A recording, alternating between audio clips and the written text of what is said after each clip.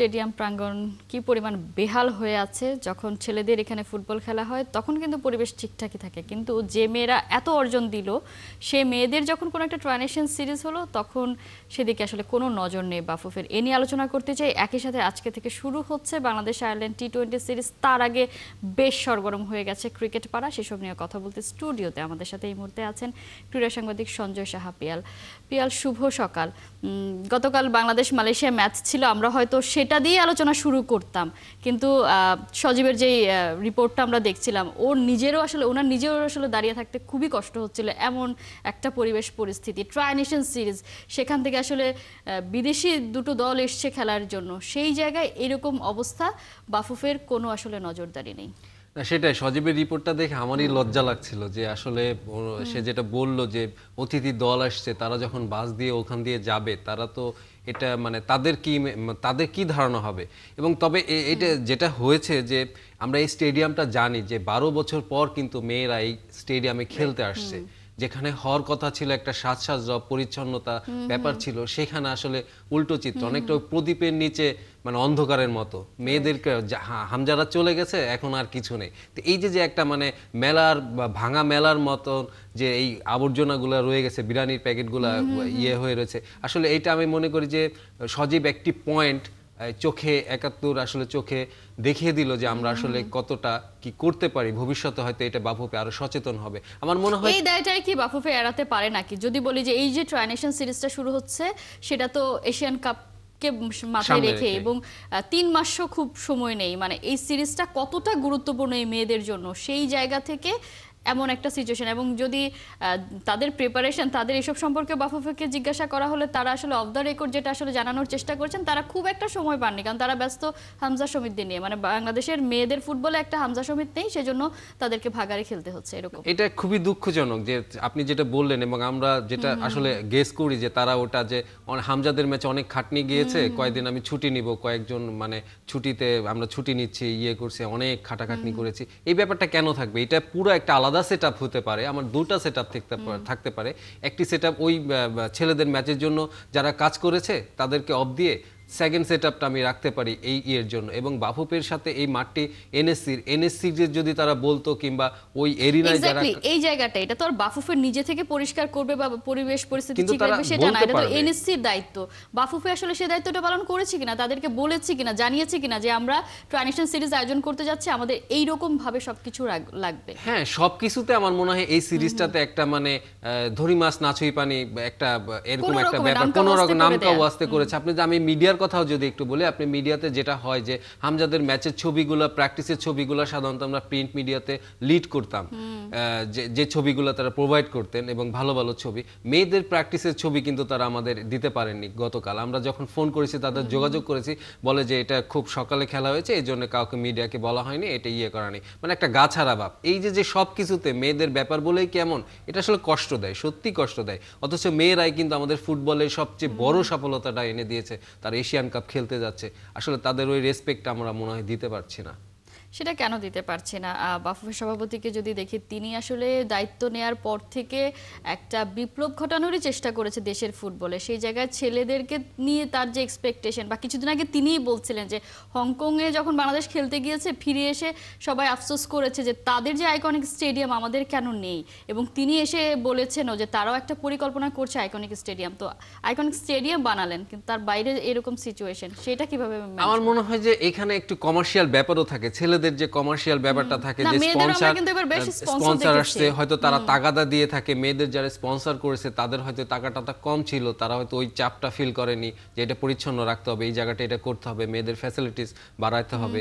মানে এটা কিন্তু অনেক আগে থেকে আমরা দেখছি যে ফুটবলে ছেলেদের এবং মেয়েদের প্যাটার্নটা কিন্তু একটু আলাদা। মেয়েদের আগে বাফুফে ভবনে রাখা হতো, এখন সেখানে হোটেলে রাখা হচ্ছে। আগে কিন্তু এটা করা হতো, কেন করা হতো বলতো যে মেয়ের সিকিউরিটির ব্যাপার একটা ছিল, কিন্তু এটা আসলে কোনো কারণ হতে পারে না। মেয়েদেরকে ওই সম্মানটাই দেওয়া উচিত যেই সম্মানটা ছেলেরাও পায়, এবং তারা কিন্তু ওটা পেলে পরে একজন হামজা এখান থেকেও আমরা পেতে পারি। এক্স্যাক্টলি, আমাদেরকে আসলে আর আনা দরকার নেই, কারণ হামজা সমিতদের এনে তো আমরা এশিয়ান কাপে খেলতে পারিনি। মেয়েরা তো এই আফিদারাই তো আসলে এশিয়ান কাপে খেলবে অস্ট্রেলিয়াতে, যেটা হতে যাচ্ছে। এবং গতকাল যে ম্যাচটা শুরু হয়েছিল ট্রাই নেশন সিরিজের বাংলাদেশ মালয়েশিয়া, সেখানে বাংলাদেশের মেয়েরা 1-0 গোলে হেরেছে।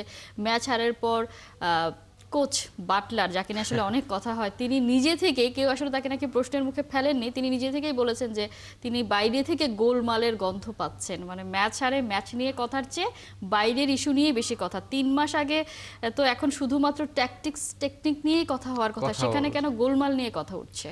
আমার মনে হয় তিনিও বুঝে গেছেন আমাদের এখানকার কালচার, যে মানে কোনো ব্যর্থতা ঢাকা যায় ষড়যন্ত্রের গন্ধ দিয়ে। তিনিও সেইটে মানে বুঝে গিয়েছেন, এবং তিনি যেটা মিন করেছেন সেই মেয়েদেরকে, যে মেয়েগুলো আসলে আমরা বলি যে বিদ্রোহ করেছিল ব্যাটলারের উপরে, এবং তিনি যেটা ইঙ্গিত দিয়েছেন যে তারা এই দলের অনেক ফুটবলারকে তারা মানে ভালো না খেলার জন্য কিংবা কোচের বিরুদ্ধে, কোচের ট্যাকটিক্সগুলো না ফলো করার জন্য একটা করেছে, এবং তার ইঙ্গিত কিন্তু কয়েকজন সাবেক কোচের দিকেও এরকম আছেন যারা কিনা তাকে ডিস্টার্ব করছে, তিনি ফিল করেন। কিন্তু আমার মনে হয় যে এটা তিনি মিডিয়াতে যেভাবে বিস্ফোরণটা ঘটিয়েছেন, তার সঙ্গে বিসিবির বাফুফের বসা উচিত।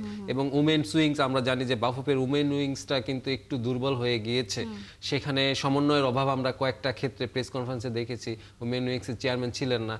এবং এই ব্যাপারগুলো আমার মনে হয় উমেন উইংসের আরো একটু প্রাধান্য দিয়ে আরো অ্যাক্টিভলি কাজ করা উচিত, এবং কোচের সঙ্গে বসে কথা বলা উচিত আসলে সমস্যাটা কোথায়। টুর্নামেন্টের আর বেশি দিন সময় নেই, মার্চে আমাদের অস্ট্রেলিয়া যেতে হবে, তার আগে এই ধরনের তিনি যে অভিযোগটা আনলেন, এটা কতটা সিরিয়াস, কতটা আসলেই গভীরে আছে, এটা আমার মনে হয় যে দেখা উচিত। এক্স্যাক্টলি, গতকাল বাংলাদেশ খুব আর্লি গোলটা খেয়ে যায়, নিশ্চয়ই আপনি দেখেছেন। তার হাইলাইন ডিফেন্স নিয়ে অনেক বেশি কথা হচ্ছে, এবং সেই কারণেই কিন্তু কালকে ভ্যাকুয়ামটা ক্রিয়েট হয় এবং আসলে গোল থেকে বাঁচাতে পারে, এবং সেখান থেকে কামব্যাকও করতে পারেনি বাংলাদেশ। এবং তিনি ম্যাচ শেষে বলেছেন তার কৌশল এমনটাই থাকবে, কারণ এই কৌশলেই তার মেয়েরা এশিয়ান কাপে খেলবে, মানে এশিয়ান কাপে নিজেদেরকে কোয়ালিফাই করেছে। এই বিষয়টা কিভাবে দেখেন? না, তিনি যেটা বলছেন হাইলাইন ডিফেন্স, এক লাইন ধরে ডিফেন্সটা থাকবেন, এবং কালকে এর আগে সাকসেস হয়েছে আমরা দেখেছি, কিন্তু আফিদারা কি আসলে এটার সাথে মানিয়ে নিতে পারছে? এটা কিন্তু বড় দল বলবো না, মালয়েশিয়া মাত্র র্যাঙ্কিং আমাদের 9 ধাপ বোনায় এগিয়ে আছে, বড় দল বলবো না। তারপরে আমার মনে হয় যে এই যে প্র্যাকটিসটা, এই প্র্যাকটিসটা আমার মনে হয় যে সেভাবে আমরা ম্যাচে দেখতে পাচ্ছি না।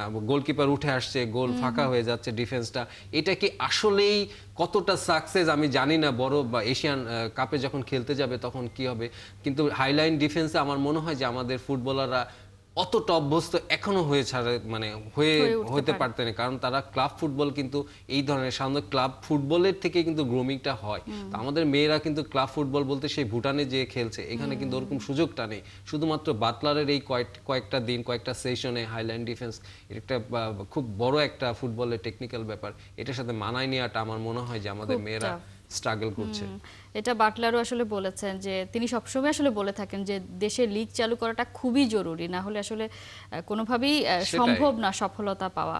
এবং হাইলাইন ডিফেন্সে আমরা বার্সেলোনাকে দেখি যে তারা আসলে কি পরিমাণ সমস্যায় পড়ে গেছে, এবং এই ব্যাপারগুলো, এই ধরনের ট্যাকটিক্সে গেলে আসলে একটু সমস্যা হয়। কখনো ম্যাচ জিতে গেলে বাহবা পেতে হয়, আবার হেরে গেলে এটা নিয়ে আসলে অনেক সমালোচনার মুখে পড়তে হয়। তারপরে আমরা এক্সপেক্ট করব যে প্রথম ম্যাচটা হারলেও এরপর আজারবাইজানের বিপক্ষে ম্যাচ আছে, সেই ম্যাচে বাংলাদেশ যেন কামব্যাক করতে পারে, এবং এই প্রস্তুতিটা আসলে খুবই জোরালো হওয়া উচিত। এরকম বড় একটা সুযোগ, সেখান থেকে শুধুমাত্র অংশগ্রহণের তকমা নিয়ে যেন মেয়েরা ফেরত না আসে। আমরা এবার একটু ক্রিকেটে চলে যেতে চাই, সেখানেও মাঠের খেলার আগে ধুলা নিয়ে আমাদেরকে আলোচনা করতে হবে, কারণ বাংলাদেশের আয়ারল্যান্ডের টি-20 সিরিজ হয়তো খুব বেশি আসলে আমরা আলোচনা করতামও না, কারণ দুই দলের শক্তিমত্তার পার্থক্য যদি আমরা সেভাবে দেখতে যাই। কিন্তু গতকাল আসলে প্রেস কনফারেন্সে যেটা হলো, লিটন প্রথমে বলে দিলেন যে তাকে আসলে মেসেজ দেয়া হয়েছে তিনি যেই দলটা দিবেন সেই দলটা নিয়ে খেলতে হবে। মানে আমরা, লিটন যেমন অবাক হয়েছেন, তিনি বলেছেন আগে জানতাম ক্যাপ্টেন এই দলে থাকে, স্কোয়াড কিরকম হবে সেটা হ্যাঁ সিলেকশনে। আমরাও আসলে গতকাল অবাক হয়েছি যে ক্যাপ্টেনও জানেন না। সবাই একটা এক্সপেরিয়েন্স শেয়ার করছেন 2009 সালের সাকিব আল হাসান, তিনি জিম্বাবুয়ের বিপক্ষে সিরিজের সময় বলেছিলেন এটা আমার দল না। ইনডিরেক্টলি গতকাল লিটন সেটাও এত বছর পরে তিনিই বললেন যে এটা আমার দল না, এবং লাস্ট কয়েকদিন ধরে নাকি এমনই হয়ে আসছে।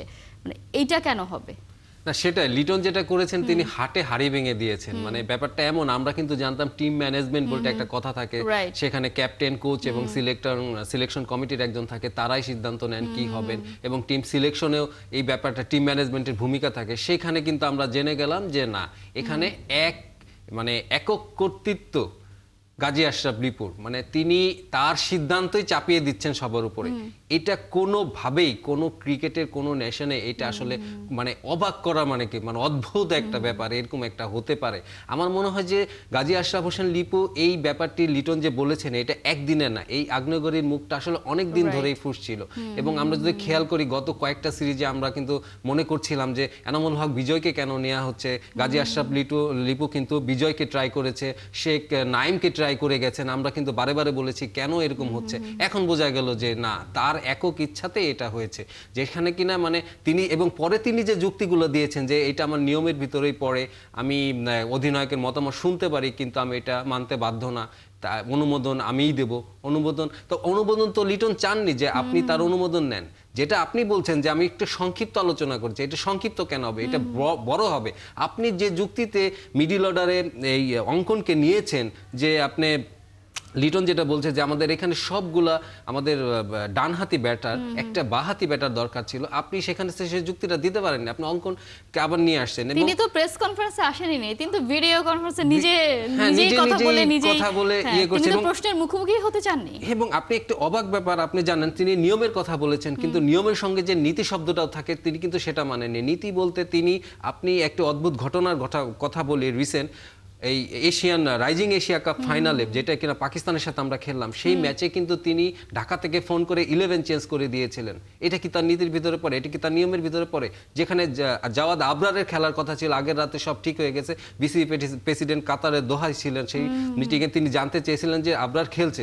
পরের দিন সকালে ফোন করে লিপু ভাই বলেছেন যে না, একে খেলানো যাবে না, খেলাতে হবে মাহাদিউল ইসলাম অঙ্কনকে, কারণ তাকে আমি আয়ারল্যান্ড সিরিজে ট্রাই করবো, তার ম্যাচ প্র্যাকটিসের দরকার আছে। ম্যাচ প্র্যাকটিস কিনা ফাইনাল ম্যাচে, যে কিনা 5 ম্যাচে মাত্র 36 রান করেছে। তো এইখানে আপনি কেন হাত দিয়েছেন? বা হাত দেওয়া লিপু ভাইয়ের একজন স্বভাব, গাজী আশরাফ হোসেনের লিপুর স্বভাব হচ্ছে সবকিছুতে বা হাত দেওয়া, এবং সেই কারণেই কিন্তু তিনি এই 11টাও পাল্টিয়ে ফেলেছেন এশিয়া কাপের ফাইনালে। তো এটা কি তার ভিতরে পড়ে না? তিনি যেটাকে নিজেকে মনে করেন আসলে তার ব্যাপারটা, তিনি বোর্ড পরিচালকের মতন এখনো নিজেকে মনে করেন, এবং তিনি কিন্তু সব সমান সুযোগ সুবিধা পান। তিনি 3 লাখ টাকা বেতন পান, সবচেয়ে বেশি ইতিহাসে, বাংলাদেশ ক্রিকেটের ইতিহাসে সিলেক্টরদের ভিতরে সবচেয়ে বেশি বেতন পাচ্ছেন। বিসিবি পরিচালকদের সকল সুযোগ সুবিধা তিনি পাচ্ছেন। তিনি বিজনেস ক্লাসে ট্রাভেল করেন, $500 টিএডিএ পান। তো এই সব সুযোগ সুবিধা নিয়ে তিনি নিজেকে আসলে বোর্ড পরিচালকই মনে করেন, রাদার দেন তিনি সিলেক্টর হিসাবে। এবং তার এই ব্যাপারগুলা কিন্তু তিনি, যেটা আমরা বুঝে গেলাম যে বাংলাদেশ টিমের ড্রেসিং রুমে আসলে সমন্বয়টা নেই, ম্যানেজমেন্টের ভিতরে সমন্বয় নেই, কোচ, ক্যাপ্টেন এবং সিলেক্টরের ভিতরে সমন্বয় নেই। এটা কিন্তু সবাই জেনে, শুধু আমরা না, সবাই জেনে গেল।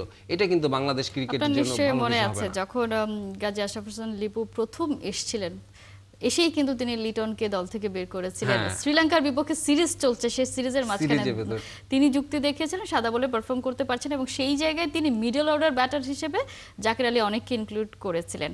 এবং সেই লিটন এতদিন পরে এসে কিন্তু তার যে মানে কি হচ্ছে আসলে নির্বাচন প্রক্রিয়াটা কিভাবে, এটা শুধুমাত্র শামীম হোসেন পাটোয়ারিকে নিয়ে যদিও কালকে কথা উঠেছে, কিন্তু এখানে পাটোয়ারি একটা ক্যারেক্টার মাত্র, কিন্তু যা সিচুয়েশনটা আসলে চলছে সেটাই কিন্তু আমরা আসলে পেলাম।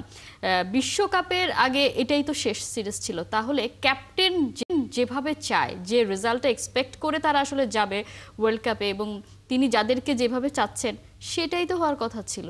তাহলে তার কথা শোনার প্রয়োজন মনে করলেন, এবং লিপু তো স্পষ্টভাবে জানিয়ে দিয়েছেন কারো কথা শোনার তাদের আসলে দরকার নেই। মানে তাহলে তো আসলে ক্যাপ্টেনও রাখার দরকার কি আসলে? না, সেটাই আপনি যেটা বললেন যে ওই লিটনকে তিনি শ্রীলঙ্কা সিরিজ থেকে আসার পরেই কিন্তু তিনি মার্ক করেছিলেন, এবং আমি যেটা বললাম যে আগ্নেয়গিরির মুখটা সেই সিরিজ থেকেই শুরু, তারপরে কিন্তু চ্যাম্পিয়ন্স ট্রফিতেও লিটনকে নেননি, এবং সেখান থেকে আমার মনে হয় যে একটু একটু করে ক্ষোভ, রাগ, অপমান সবকিছু মিলে লিটনের ভিতরে একটা ফ্রাস্ট্রেশন এমন হয়েছে যেটা ব্লাস্ট করেছে।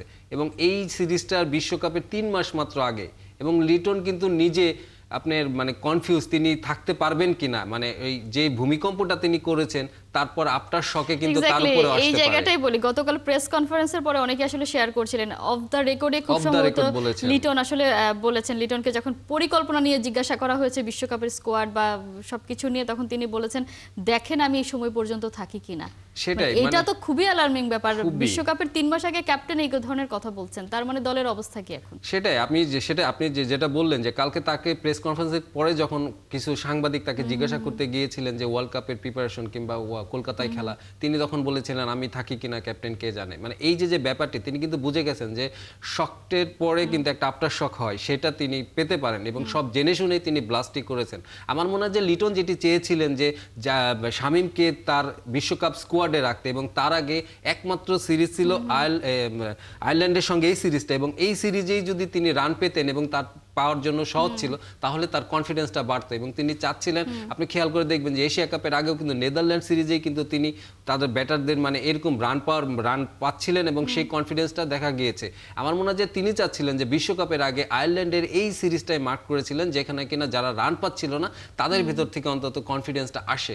এবং আরেকটি ব্যাপার লিটনের ভিতরে এখানে খেয়াল করতে পারেন, ওয়েস্ট ইন্ডিজের সিরিজের সঙ্গে সময় কিন্তু তিনি শামীম হোসেন পাটোয়ারির ব্যাটিং এর মানে দায়িত্ববোধ নিয়ে একটা প্রশ্ন তুলেছিলেন।